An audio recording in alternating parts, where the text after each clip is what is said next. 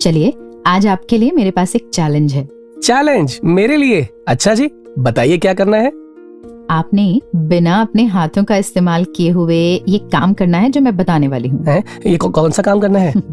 घबराइए नहीं, बहुत आसान है। रेडी? हाँ, रेडी, बिल्कुल रेडी। Close your eyes. कर ली, इसमें कौन सी बड़ी बात थी? वही तो मैं कह रही थी, इजी है। नेक्स्ट, अब आपको कुछ सेकंड्स बिना बोले अपना मुंह बंद रखना है। अच्छा, आप बोल सकते हैं। हाँ, कर लिया, ये भी तो आसान था। गुड।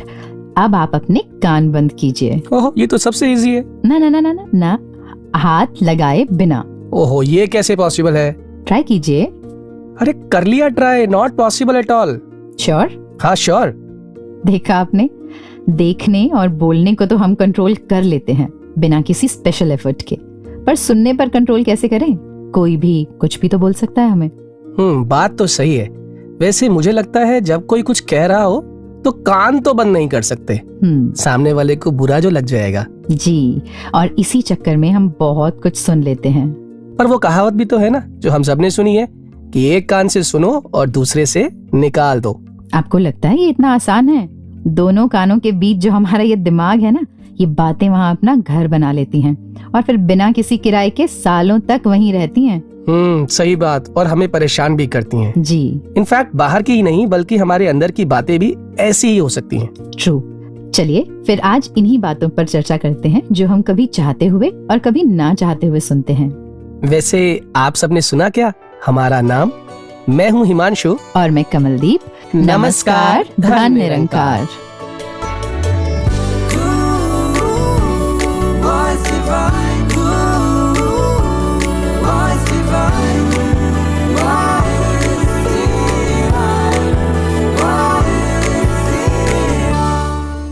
कमल जी, हम सब सोशल बीइंग्स है ना। बातें करने का मजा तो सबको ही आता है, फिर वो चाहे बड़ा हो, बच्चा हो या बुजुर्ग। मुझे याद है बचपन में घर के बाहर बैठकर घंटों अपने दोस्त के साथ बिता दिया करता था ऐसे ही बातें करने में। मैं तो आज भी गप्पे मारते हुए समय भूल ही जाती हूँ। अच्छा जी? हाँ, और आपने कभी नोट किया, अक्सर हमारी बातों में किसी दूसरे या तीसरे इंसान का जिक्र आ ही जाता है, और जो मजा ऐसी बातों में आता है उसकी तो बात ही क्या है। कभी कभी तो इन बातों में घंटों गुजर जाते हैं, पता ही नहीं चलता। आपको नहीं लगता इसी को तो हम निंदा, चुगली कहते हैं? अच्छा, यही होती है क्या? वेल, हमेशा तो नहीं, पर हाँ, होती तो है। वैसे कमल जी, बहुत कंफ्यूजिंग नहीं है ये topic?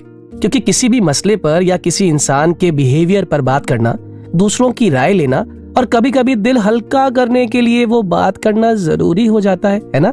True, but I think मायने ये रखता है कि वो बात सुनने की मंशा क्या है, इंटेंशन क्या है, क्या उसमें मजा आ रहा है, एंजॉयमेंट मिलती है। ऐसा लगता है कि एक टॉपिक मिल गया बात करने का, यहाँ से सुनेंगे, आगे जाकर 4 लोगों को सुनाएंगे, फिर उनके रिएक्शंस वापस आकर यहाँ बता देंगे, सबको लगेगा उन्हीं की तरफ है। Very smart. हाँ, पर अगर ऐसा है तो वास्तव में तो सावधान होने की जरूरत है, because this does not come without repercussions. संतों ने, महात्माओं ने कितनी बार समझा दिया कि निंदा चुगली से डर कर रहना होता है। मुझे याद है कबीर जी की वो पंक्तियां, जन कबीर को निंदा सार, निंदक डूबा हम उतरे पार।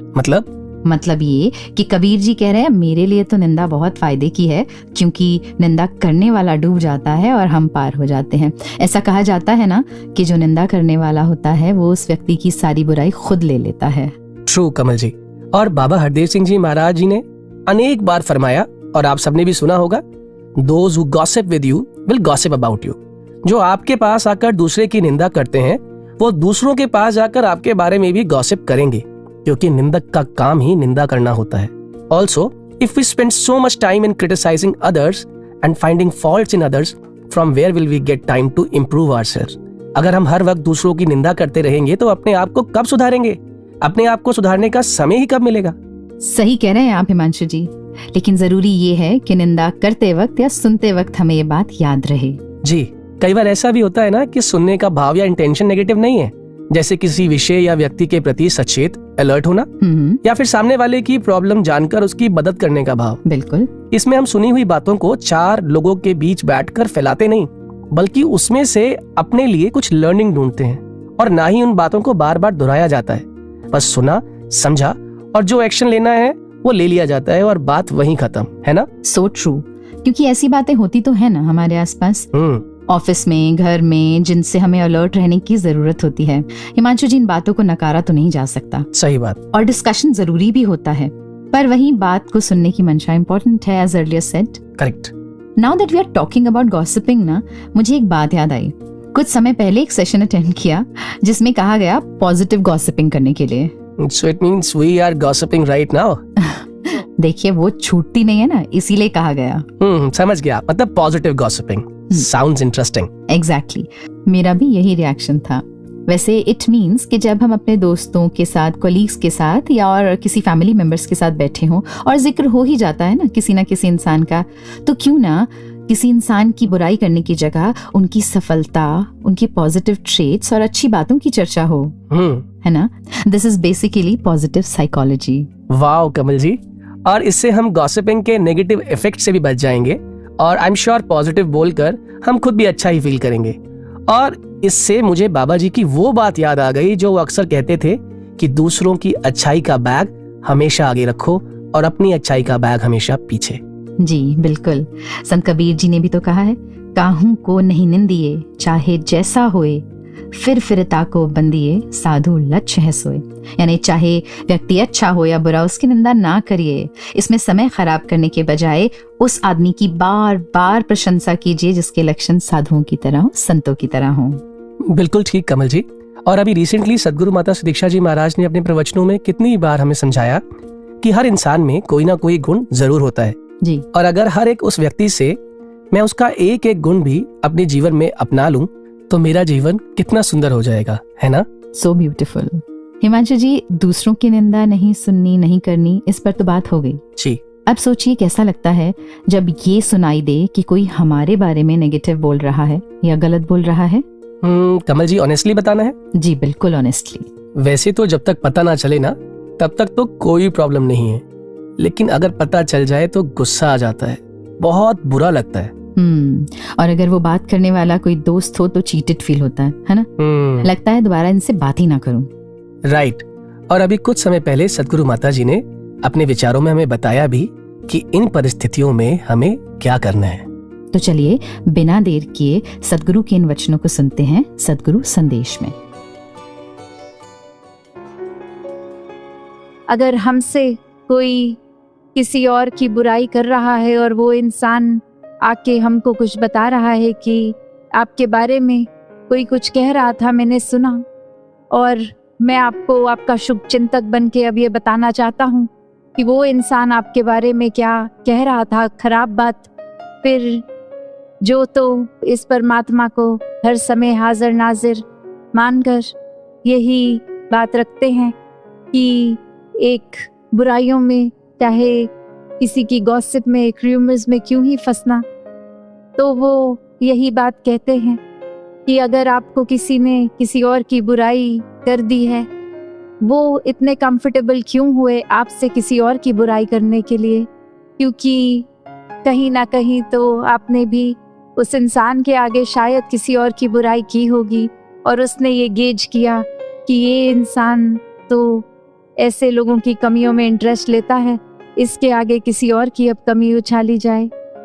तो बात वही कि अगर तो हमारे बारे में किसी ने कुछ कहा और किसी और ने ये बात कही, हो सकता है वो बात उस इंसान ने अपने मन से ही बना के बोली हो, किसी का नाम लेके कि वो ऐसे कह रहे थे, शायद उस इंसान ने कही भी ना हो, और फिर भी हम ये बस सुन के एक सरफेस लेवल पे कि ये इंसान जो जिसके बारे में बता रहे हैं वो इंसान मेरे बारे में कितना बुरा सोच रहा है, अब से मैं भी इतना कुछ अच्छा जो उस इंसान के लिए करता था अब से बंद कर दूंगा।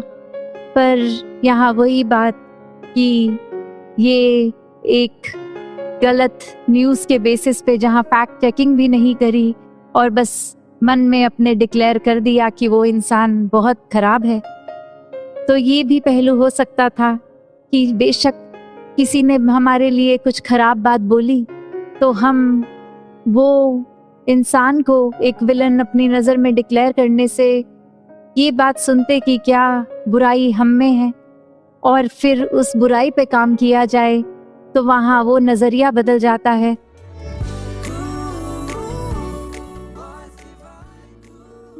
कमल जी, हमारा मन जो है ना, ये अपनी कमी ना तो आराम से देख पाता है और ना ही स्वीकार कर पाता है। लेकिन सदगुरु माता जी ने ये क्लैरिटी देकर काम कितना आसान कर दिया ना, कि अब अगर कोई मेरे बारे में कुछ ऐसा कहे जो मुझे लगता है कि नेगेटिव है, तो रिएक्शन से पहले सोच लूं कि क्या ये सच में कहा गया है, और अगर कहा है तो मेरी कौन सी कमी है जो मुझे सुधारनी है। बिल्कुल सही हिमांशु जी। लेकिन आपको पता है, कभी कभी ऐसा भी होता है कि ये बुराई किसी पर्सनल एजेंडा से या फिर किसी कारण से बेसलेस वे में फैलाई जाती हो। बिल्कुल ऐसा होता है। हाँ, और खासकर जैसे वर्क प्लेसेस पे या ऑर्गेनाइजेशंस में कुछ लोग मिलकर किसी एक व्यक्ति की या फिर दूसरे इंस्टीट्यूशन की भी इमेज को खराब करने के लिए ऐसा अक्सर करते हैं। मुझे अभी कुछ दिन पहले ही मेरी एक दोस्त जो कॉर्पोरेट में काम करती है जी, उसने एक टर्म का जिक्र किया, स्मीयर कैंपेनिंग। अरे ये बहुत प्रेवलेंट है आजकल। आपने सुना है? बहुत ज्यादा। मैंने पहली बार सुना। यानी कि मिलकर जानबूझकर गलत बातें फैलाना ताकि सामने वाले की इमेज खराब हो। और आपको पता है, ऑर्गेनाइजेशंस में ऐसा अक्सर होता है, कंपटीशन का भाव रहता है, तो दूसरे को नीचे गिराना बहुत जरूरी हो जाता है खुद उसकी जगह पर आने के लिए। बिल्कुल ठीक। पर सोच कर देखिए कि जिसके साथ ऐसा होता होगा उस पर क्या बीतती होगी। बिल्कुल कमल जी, तो क्यों ना आज इसी बात पर चर्चा करें कि ऐसी कंडीशंस में हमें क्या करना है। तो हमारे अगले सेगमेंट में, जो कि है पैनल डिस्कशन, उसमें आज हमारे साथ हैं आदरणीय संत जोगिंदर मनचंदा जी, जो सतगुरु के एक अनन्य भक्त है। आदरणीय मनचंदा जी, आप जी का स्टूडियो में बहुत बहुत स्वागत है। धन्य निरंकार जी। थैंक यू जी, धन्य निरंकार जी। आदरणीय मनचंदा जी, कॉर्पोरेट्स में आप देखते हैं, चाहे कोई भी एनवायरनमेंट हो, एक चीज तो बहुत कॉमन है, दूसरे की लेग पुलिंग करना जी। अपने आप को सुपीरियर दिखाने के लिए दूसरे को इन्फीरियर कर देना।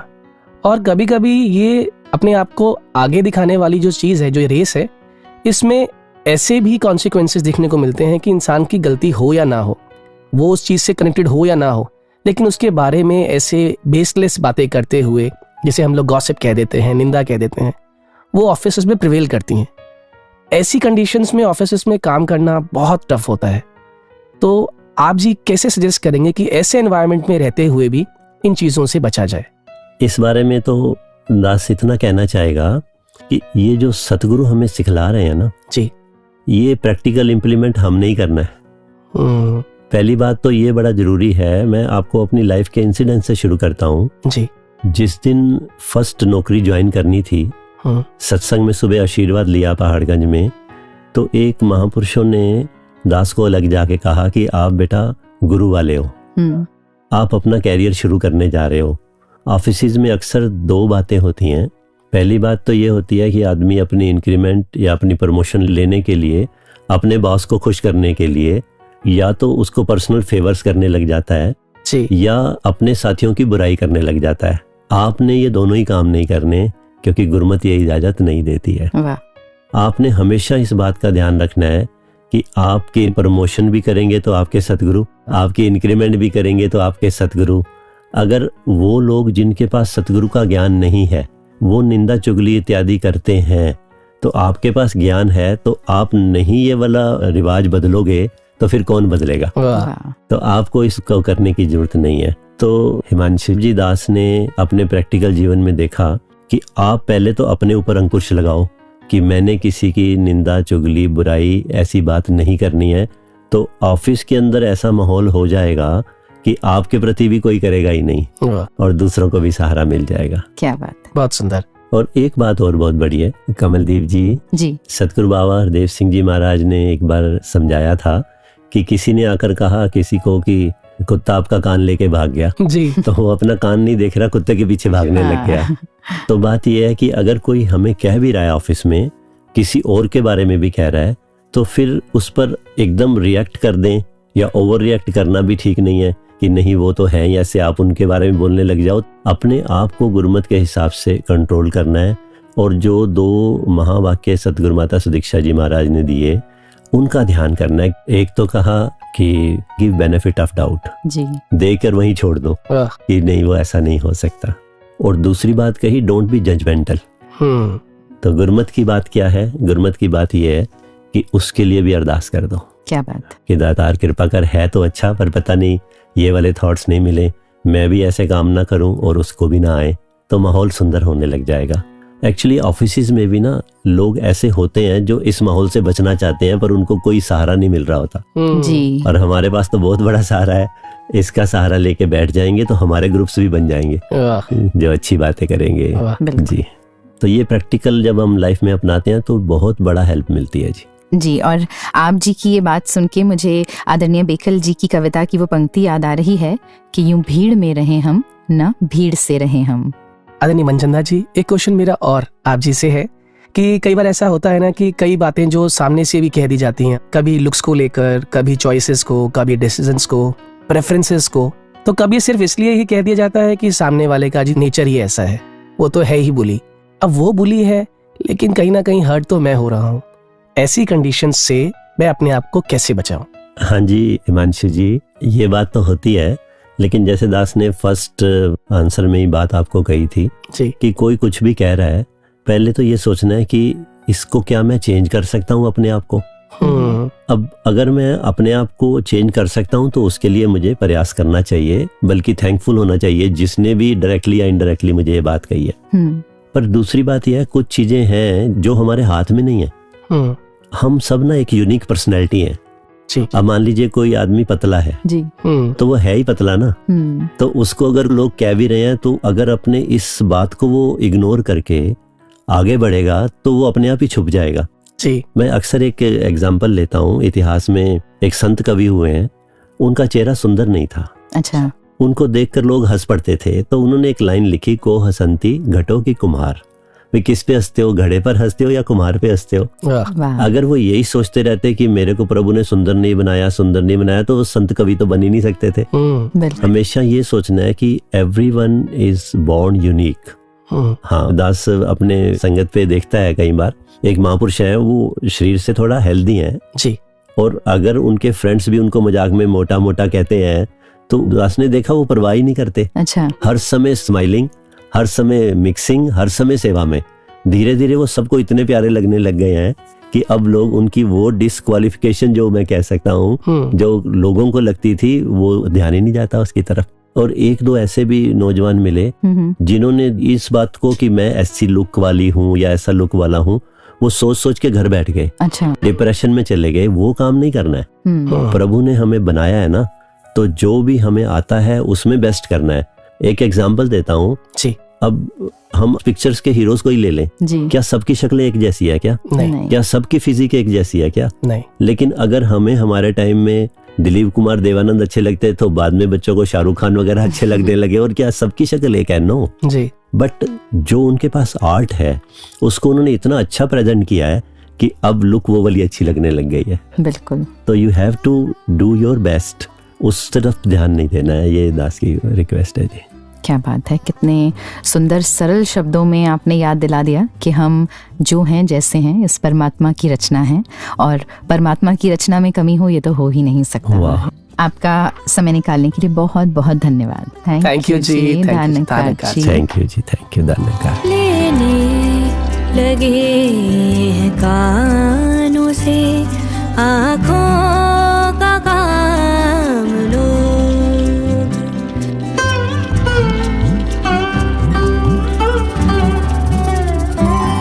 लेने लगे हैं कानों से आँखों का काम लोग, लेने लगे हैं कानों से आँखों का काम लोग। क्या था बनाया बन गए हैं क्या तमाम लोग, लेने लगे हैं कानों से आँखों का काम लोग।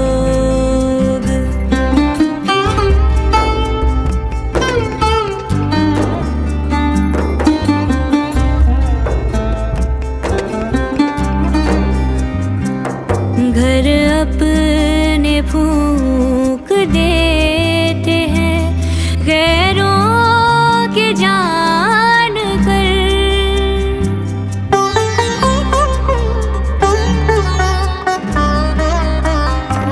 घर अपने फूंक देते हैं, गैरों के जान कर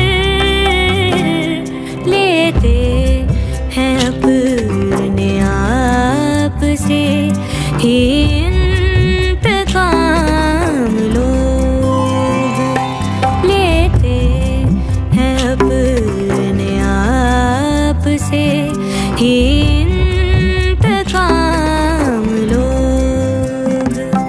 क्या था बनाया बन गए हैं क्या तमाम लोग, लेने लगे हैं कानों से आँखों का काम लोग।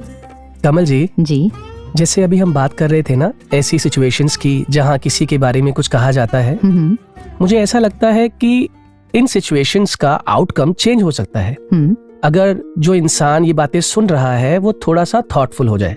जी एक रीसेंट एक्सपीरियंस आपके साथ शेयर करता हूँ मैं। जी हुआ ये कि अभी हमारे स्कूल ने काउंसिल मेंबर इलेक्शंस होते हैं वो कंडक्ट कराए और हर बच्चे को मौका मिलता है इसमें अपना कैंडिडेचर ऑफर करने का। अच्छा।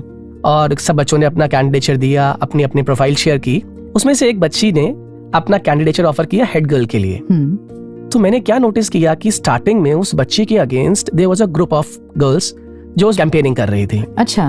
और धीरे धीरे वो कैंपेनिंग इतनी ज्यादा नेगेटिव हो गई कि उस 11th और 12th क्लास के सारे सेक्शंस की गर्ल्स जो कि नियरली 300-350 होंगी, अच्छा, वो सब उस बच्ची के अगेंस्ट हो गई। सब?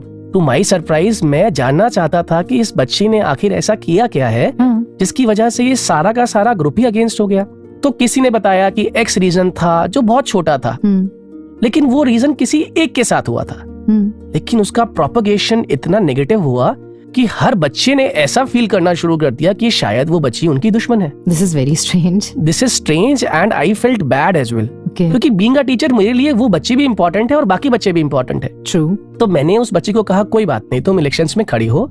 और होना क्या था, इलेक्शंस में वोटिंग हुई और वोटिंग के अंदर उस बच्ची को वोट्स बहुत कम मिले। मुझे बड़ा दुख हुआ।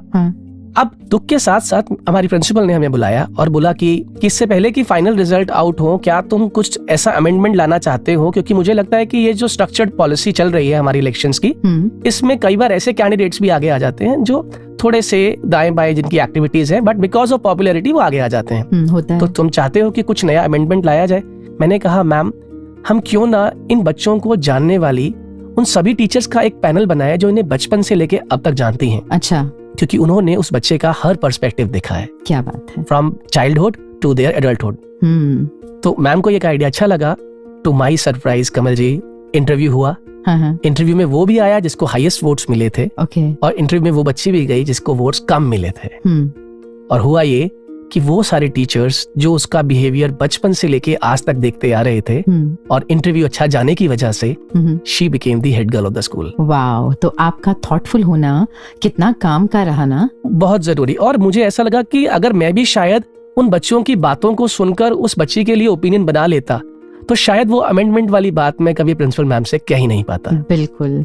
ये सुनकर इनफैक्ट मुझे भी याद आ रहा है इसी तरह का एक इंसिडेंट। आप तो पहली बार में सोच पाए, मुझे कुछ पल लगे। और मजे की बात ये है हिमांशु जी कि हम किसी भी एज ग्रुप की बात कर लें, इस तरह की जिसको हम ग्रुपिंग कह लें, टीमिंग कह लें या बातें कह लें, ये आ ही जाती हैं। मैं बात कर रही हूँ छोटे बच्चों की। आप लगा लें 9-10 साल के बच्चे। तो मेरे पास एक बार 3 बच्चे आए। अच्छा। उसमें से एक थोड़ा रोता हुआ, जैसे कोई अपराध भावना के साथ। तो बाकी के 2 बोलने लगे कि ये देखिए इसने क्या किया। उसमें से एक बच्चे ने कहा कि मैम, इसने मेरे इस फ्रेंड के टिफिन में से सारे चिप्स खा लिए। अब मुझे ये सुनते ही गुस्सा आया, तो मैंने तो उसको डांटा। मैंने उससे पूछा तुमने चिप्स खाए? उसने कहा हाँ मैंने खाए। तो मैंने डांट लगा दी। लेकिन हिमांशु जी, जब वो चले गए तो मुझे एहसास हुआ कि उसने कहा मैंने खाए और मैंने डांट दिया, पर उसकी आंखों में मुझे कुछ और नजर आ रहा था। अच्छा। उस वक्त वो थॉटफुल वाला भाव आया और मैंने वापस बुलाया। मैंने कहा तुमने कुछ कहना है इस बारे में? तो उसने बड़ा झिझकते हुए कहा कि मैंने पहले नहीं खाए थे, अच्छा। वो जो लेके आया था ना, उसी ने मुझे बोला कि चलो हम दोनों मिलकर मस्ती करते हैं, इसके टिफिन में से सारे चिप्स खा लेते हैं। खाए तो उसने भी थे, पर नाम मेरा लगा दिया और आपके पास ले आया। और यकीन मानिए उस पल मुझे एहसास हुआ कि अगर मैं वापस नहीं बुलाती तो मुझसे कितनी बड़ी भूल हो गई होती। करेक्ट। तो फिर मैंने उन दोनों बच्चों को भी समझाया, इससे भी सॉरी बोला, पर तब एहसास हुआ कि सुनना मार्जिनल या पार्शियल हो तो कितना खराब हो सकता है। तो सुनते वक्त ये भी एहसास होना कि क्या पूरी तरह से बात सुनी और समझी जा रही है, कितना मायने रखता है ना। बिल्कुल ठीक। ऐसे ही जिंदगी के अनुभव हमें कितना कुछ सिखा जाते हैं ना। बिल्कुल कमल जी। तो चलिए अब आगे बढ़ते हैं और सुनते हैं ऐसा ही एक और अनुभव। दानंकार जी, दास आशीष बुटानी फ्रॉम गुरुग्राम। अक्सर कॉर्पोरेट या ऑफिस लाइफ में ऐसा देखने को मिलता है कि कोई ना कोई टीम मेंबर पीठ पीछे आपकी बुराई या निंदा करने लगता है, और ऐसी बातें कभी सामने से नहीं आती, हमेशा घूम फिर कर या किसी तीसरे इंसान के ज़रिए ही आप तक पहुंचती है। मेरे साथ भी जब पहली बार ऐसा हुआ और मुझे ऐसी कोई बात सुनने को मिली तो जाहिर है कि इंसानी फितरत के मुताबिक मुझे थोड़ा गुस्सा भी आया। ये विचार भी आया कि सामने वाला खुद भी तो परफेक्ट नहीं है, वो भी तो गलतियाँ करता है, फिर मेरे बारे में ऐसा क्यों बोल रहा है। लेकिन अगले ही पल मुझे सदगुरु की सिखलाई याद आ गई और मेरा मन शांत हो गया। मेरे मन में पहला विचार यही आया कि क्या सही में उसने ऐसा कहा होगा, क्योंकि कई बार इंसान का भाव कुछ और होता है, लेकिन बात जब घूमकर आप तक पहुंचती है तो उसका पूरा मतलब ही बदल जाता है। इसलिए यही सोचा कि इस बात को नज़रअंदाज किया जाए और अपने काम पर फोकस किया जाए। लेकिन फिर कुछ दिन बाद लगा कि बात अब हद से आगे ही बढ़ रही है और आपको बार बार पिन पॉइंट किया जा रहा है, तो फिर चुप रहने का भी लगा कि सही नहीं है। सदगुरु माता जी ने भी अपने वचनों में हमें बहुत सुंदर ढंग से समझाया कि ऐसी स्थिति में अपना पॉइंट ऑफ व्यू रखना भी बहुत ज़रूरी है। साथ में ये भी समझाया कि इसका मतलब ये बिल्कुल नहीं कि हम किसी को नीचा दिखाएं या किसी की लकीर छोटी करें, लेकिन गलत बात को चुपचाप सहते रहना भी सही नहीं है। हमें अपनी लिमिट्स में रहकर बिना एग्रेसिव हुए अपनी बात को सही ढंग से सामने रखना भी आना चाहिए। फिर एक दिन जब लगा कि पानी सर से ऊपर जा रहा है तो मैंने बिना किसी गुस्से या शिकायत के भाव के अपना यही पॉइंट ऑफ व्यू अपने बॉस के सामने रखा। मुझे ये देखकर बड़ी खुशी और सेटिस्फेक्शन भी हुआ कि बॉस ने मेरी बात को ना सिर्फ समझा बल्कि बड़े विश्वास के साथ कहा, मुझे अच्छी तरह पता है कि तुम ऐसे बिल्कुल नहीं हो, तुम इन बातों को फिक्र छोड़ो और बस अपने काम पर फोकस करो, बाकी सब मुझ पर छोड़ दो। बॉस के इन शब्दों से मेरा कॉन्फिडेंस तो बढ़ा ही, साथ ही साथ इस बात पर भी स्टैंप लग गई कि जब हम सच्चाई और मर्यादा के मार्ग पर चलते हैं तो गुरु की कृपा से परिस्थितियां अपने आप हमारे अनुकूल हो जाती हैं। कोशिश सुधारने की इसे किस तरह कहे,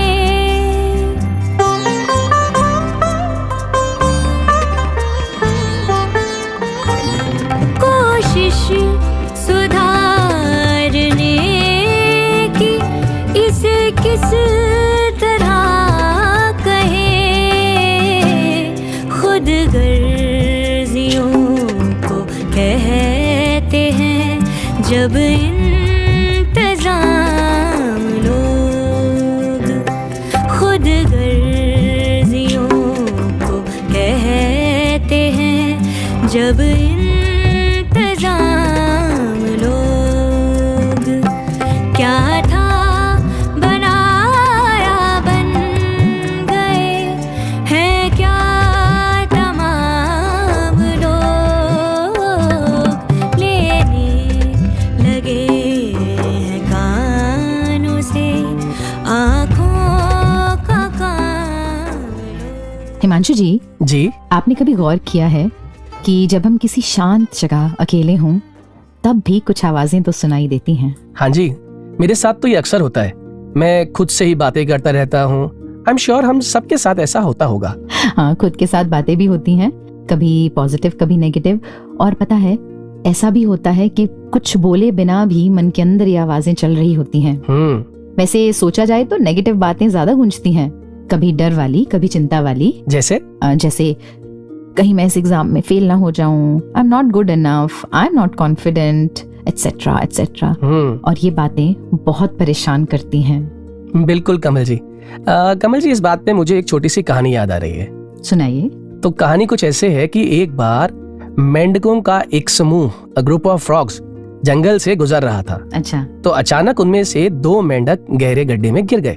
क्योंकि गड्ढा बहुत गहरा था तो बाहर खड़े हुए मेंढक जोर से चिल्लाने लगे कि अब तो तुम दोनों हमेशा के लिए गड्ढे में चले गए हो और कभी गड्ढे से बाहर नहीं आ पाओगे। अच्छा। गड्ढे के अंदर वाले दोनों मेंढकों ने अब जोर जोर से छलांग लगाना शुरू कर दिया ताकि वो गड्ढे से बाहर आ पाए। अच्छा। और गड्ढे के बाहर खड़े हुए मेंढकों ने उनसे कहना शुरू कर दिया, रहने दो, ये तुमसे नहीं हो पाएगा।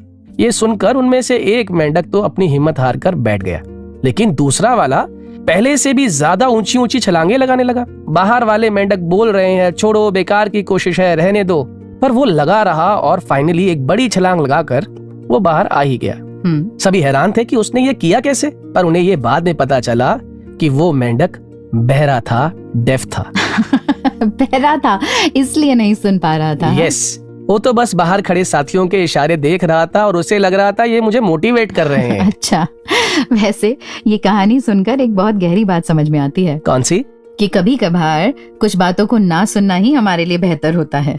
बाहर के शोर को या फिर अपने अंदर उठते शोर को मन के भीतर ना जाने देना भी बहुत जरूरी है ना? बिल्कुल ठीक। लेकिन यहीं पर हमें सचेत रहने की भी बहुत जरूरत है कि किस आवाज को अंदर नहीं जाने देना और किस आवाज को सुनना है। जैसे कई बार ऐसा होता है कि पेरेंट्स हमें कुछ समझा रहे होते हैं तो ये समझ करना छोड़ दें कि नहीं सुननी ये बात। ऐसे ही कौन हमारे भले की बात कर रहा है, कौन हमारा हित सोच रहा है, उन बातों को तो हमने जरूर सुनना है, समझना है और फॉलो करना है। लेकिन ऐसी बातें जैसे आप अभी उन मेंढकों की बता रहे थे कि तुम कभी ऊपर नहीं आ पाओगे, इन बातों के लिए तो हम अपने मन के कान बंद ही कर लें तो अच्छा है। बिल्कुल ठीक। और कमल जी, इसका एक पहलू और भी है ना कि बिना किसी रिएक्शन को दिए हुए सामने वाले की बात को, उसकी फीलिंग्स को समझने का एफर्ट करना। So true.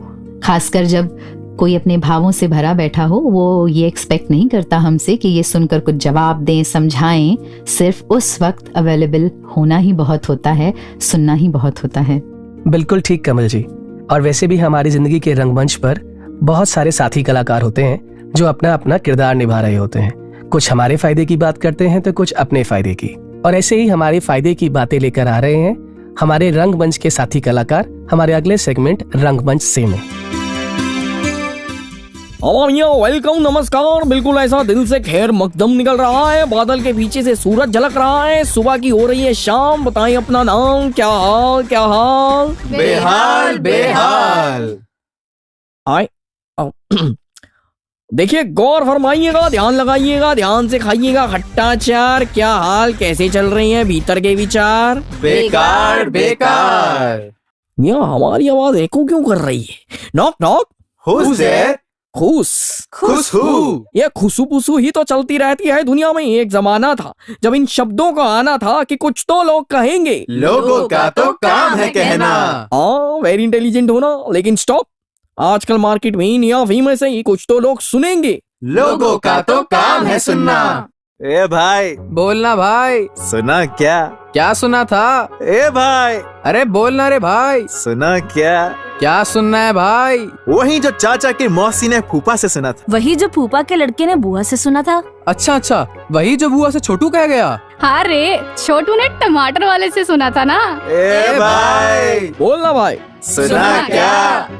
ए भाई, अरे बोलना भाई। सुना क्या? You see, the matter of this situation is very serious because what is here and there, what we hear from our ear, it makes it creates a chain and take away the मन का, the दिल का सुख और चैन। समझ आया या आसान भाषा में बोलूं? अक्खा यूनिवर्सिटी का इंग्लिश बोल दिया। और मेरा देश बदल रहा है। क्या? सुना क्या? पर्दा है पर्दा, कानों का पर्दा है पर्दा। तीर जाएगा, तीर जाएगा। Excuse me, language please. It will tear apart. पर्दा है पर्दा, कितना बोझ उठाएगा। देखो ये पर्दा। खबर पक्की है, मोहर लगी है, ऑफिस में फैला दे।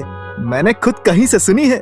और किसी ने कुछ कहा तो कह दूंगा, किसी से सुना है। वैसे मैं किसी को जज नहीं करती, पर कहीं सुना था he is not that gentleman. बाकी तुम्हारी मर्जी। हेलो, हाँ चाचा, क्या कहा? अगले सोमवार के, अगले मंगलवार के, अगले घंटे के, अगले मिनट में ही ये प्रक्रिया हो जानी चाहिए। अच्छा अच्छा, कहीं से सुना था क्या? मुझे डर लग रहा है, घर वाले क्या बोलेंगे? मैंने तो कुछ किया भी नहीं है। मेरे बारे में ऐसी बातें किसने फैला दी? सब बोल रहे हैं किसी से सुना था, किसी से सुना था। कौन है ये किसी? सुना क्या? कौन है ये किसी? ये किसी से सुना कहाँ से आ रहा है? ए भाई, अरे ये भी बोला। हाँ बोला, मैं बोला या तू बोला या दुनिया में फिर कोई भी बोला, पर क्या तू खुद से कभी ये बोला क्या कि वो किसी ने क्यों बोला? नो। किस लिए बोला? नहीं। सच बोला या झूठ बोला? इतना टाइम कहाँ है? लेकिन इस किसी की सुनी सुनाई बातों को कहीं और आगे करने का बहुत टाइम है। ए भाई, सुना क्या? क्या? किसी परिवार का आपसी प्यार बचाएगा। सुना क्या? क्या? दफ्तर में बैठे किसी की मेहनत की लाज रखेगा। सुना क्या? क्या? कहीं किनारे चलती किसी शख्सियत की हिफाजत करेगा। सुना क्या? क्या? यूं ही विश्वास को अंधविश्वास के तराजू में ना रखेगा, घर हर सुनी सुनाई बात की जांच करेगा। अब सुना क्या? हाँ सुना। एक डाउट था। बोलो। वो अगर जांच करने का टाइम या मन ना हो तो? साइलेंस। तो सिंपल इग्नोर करना यार। ए भाई, सुना क्या? हाँ ठीक है ठीक है। ए भाई, सुना क्या? अरे बस ना भाई। ए भाई, सुना क्या? अरे बस करो ना भाई। कमल जी, मैंने ये बहुत बार एक्सपीरियंस किया है कि ये जो नेगेटिव भाव है, ये अगर हम सोचते रहें, सुनते रहें, तो ये हमें मेंटली, इमोशनली और कभी कभी तो फिजिकली भी बहुत इफेक्ट करते हैं। ट्रू। तो क्यों ना इस नेगेटिविटी को हम रिप्लेस ही कर दें? किससे? रिप्लेस करें उन बातों से जो हमारे अंतर्मन को रिलीफ दें, राहत दें, जैसे सतगुरु के पावन वचन, संतों के अनुभव, गीत, और कैसे भूल सकते हैं वॉइस डिवाइन के एपिसोड्स और मिशन से रिलीज होने वाली बहुत सी प्रोडक्शन जो हमारी भक्ति को और दृढ़ करते हैं। क्या बात है, मुझे याद आ गई वो पंक्तियां कि मोड़ के मन्नू दुनिया वालों चित्त गुरु दी चरनीला जी। और साथ ही ना मुझे एक और बात याद आ रही है। एक बहन ने एक बड़ा ही खूबसूरत अनुभव साझा किया। कौन सा? उनकी जो मदर इन लॉ थे जी, बहुत प्रेम भक्ति आस्था वाले। एक बार उनके पास एक दूसरी बहन आई जो शायद किसी बात पर उनसे नाराज थी। अच्छा। अब वो आई और इनकी जो मदर इन लॉ है उनको कुछ अपशब्द बोले, उन्होंने कुछ ऐसी बातें बोली जो नहीं बोलनी चाहिए थी। और जो इनके मदर थे वो उसी तरह शांत बैठे रहे बिना कुछ रिएक्ट किए हुए। अच्छा। फिर आगे उन्होंने कहा कि जब वो बहन चली गई तब उन्होंने अपनी मदर इन लॉ से पूछा कि आप इतना सब क्यों सुनते रहे, आपने उनको पलट कर कुछ कहा क्यों नहीं? वो आपको बोलती गई और आप सुनते गए। तो उन्होंने आगे से कहा कि मैंने तो कुछ सुना ही नहीं, मैंने तो कुछ लिया ही नहीं, सब गया इस विशाल निरंकार में। हिमांशु जी, कितनी खूबसूरत बात है ना कि बिना उस दूसरी बहन के प्रति कोई द्वेष भाव रखते हुए, बिना उसे कोई जवाब दिए हुए सब इस निरंकार को समर्पित कर दिया, क्योंकि जानते हैं कि ये अपने अंदर सब कुछ समा लेता है, हमारी अच्छाइयां भी, हमारी बुराइयां भी। बिल्कुल कमल जी। और जहाँ इस निरंकार को सौंपा जा रहा है वहाँ ये अरदास भी की जा रही है इस विशाल से कि आप हमें सहन शक्ति दें और निंदा करने वाले को भी सुमति दें। और हम ये क्यों याद रखें कि हमें गिरा कौन रहा है, हमें तो ये याद रहे कि हमें थामा किसने हुआ है, इस विशाल निरंकार ने जो सदगुरु की कृपा से हमारे जीवन में है। एक भक्त की तो यही अरदास बनती है कि उस रूप में भी आप ही हो, वो जो सामने है जिसकी बातें हमें विचलित कर रही हैं उस रूप में भी आप ही हैं। कृपा करना, आप जो सिखाना चाह रहे हैं उस रूप में आकर मैं वो सीख पाऊं। बहुत सुंदर। और कमल जी, मुझे यहाँ पर श्रीमद् भागवत गीता का एक श्लोक याद आ रहा है जो कि 14वें अध्याय में श्लोक संख्या 24 में श्री कृष्ण जी महाराज कह रहे हैं। उसका सरल अर्थ कुछ इस प्रकार है जी कि जो मनुष्य सुख और दुख में समान रहता है, जो अपनी आत्मा में स्थित रहता है, जो मिट्टी के ढेले, पत्थर और सोने को एक समान समझता है, जो प्रिय और अप्रिय को एक समान मानता है और जो अपनी निंदा तथा स्तुति में समान भाव रखता है, उसे धीर पुरुष या गुणातीत कहा गया है। अंत में सदगुरु माता जी के चरणों में यही अरदास है कि हम सभी को सहज जीवन बख्शें और निरंतर सेवा, सुमिरन और सत्संग से जोड़े रखें। तो अब हमें दीजिए इजाजत। नमस्कार, धन निरंकार।